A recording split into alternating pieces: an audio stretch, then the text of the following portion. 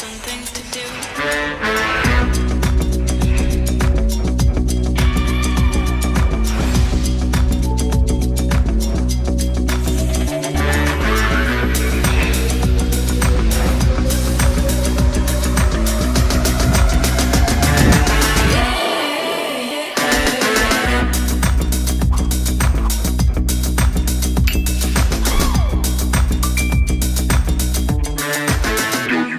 On the floor. Yeah. Yo, you wanna meet me at the lounge. Yeah. Yo, you wanna meet me in the club. Yeah. Yo, you wanna meet me downtown. Okay.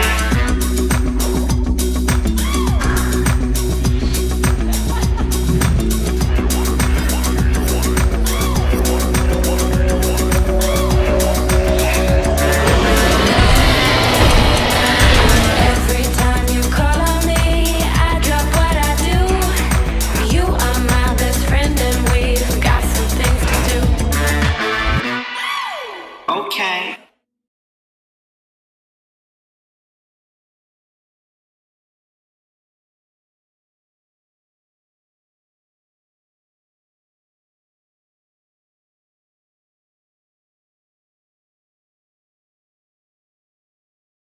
It's Neil from The Verge. I'm here with the iPhone 10, which is absolutely beautiful. I'm just going to say it straight out. This is the white version. It's got a glass back here. It's got a 5.8-inch OLED display. You can see the notch at the top. There's no home button, so you swipe up to close an app.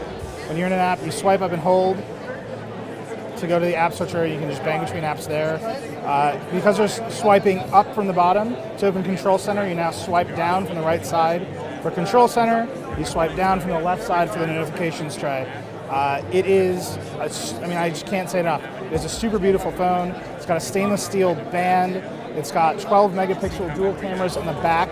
They're both stabilized now. This one is f1.8. The telephoto is f2.4. And on the front, you've got a depth tracking system in the front that enables Face ID, because there's no more Touch ID on the phone. You look at the phone, it projects 30,000 infrared dots on your face. It matches them against a map in the secure enclave on the phone and unlocks the phone. So the iPhone 10 also has new camera modes. The iPhone 8 actually has these camera modes too. The most important is called portrait lighting. So this poor gentleman from Apple, you can see I'm going to slide over to stage light. I'm going to shoot him.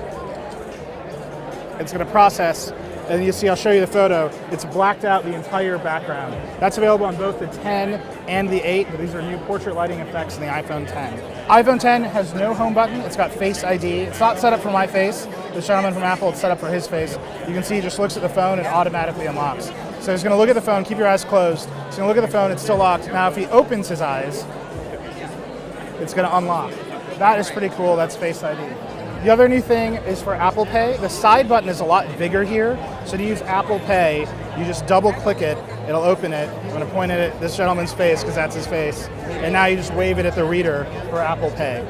I gotta say this unlock stuff is really cool, but also I've got this phone. If I just pointed at this gentleman's face, I could unlock it. So obviously some security things to work through there for Apple, because if someone grabs your phone and they just point it at you, you probably want to keep your eyes closed all the time. The front camera also can do portrait mode now because of that depth tracking system, and they showed off a really cool demo of Snapchat doing really cool new filters in Snapchat. Let's try that out real quick. So there's my face. That's one of the new filters. You can see it looks way cooler than regular Snapchat filters. The iPhone 10 starts at $1,000 for the 64 gigabyte version. There's a 256 gigabyte version that's more expensive. Apple actually didn't announce the price on stage. You gotta look at it on the web for that.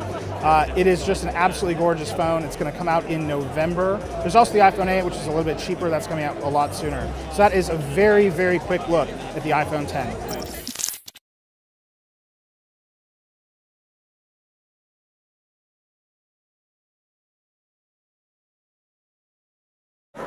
Apple's phone of the future is the iPhone 10. It's going to cost $999 when it comes out November 3rd, and it is one of 3 iPhones that Apple has launched here at the new Apple Park. It's all screen, 5.8 inches, and it looks almost bezel-less. There is a little bit of a bezel, and at the top, much like the Essential phone, a camera notch. It also supports wireless Qi charging. There are 2 cameras on the back that are enhanced for AR, but what's new with the 10 is the ability to have a front-facing camera called True Depth that can do a variety of things. Animate emoji if you want with your face. Demonstrated here, it can do face mapping and be able to recognize muscle movements more accurately than the front-facing camera that exists on other iPhones. But it also can do more. There's Face ID, which replaces Touch ID, which is going to unlock the iPhone supposedly more accurately and securely, and that's part of the new interface with the iPhone X that will no longer have a home button. That's right, you're going to have to navigate the iPhone X using gestures. You'll have to swipe up to be able to go to different apps or swipe down for Control Center.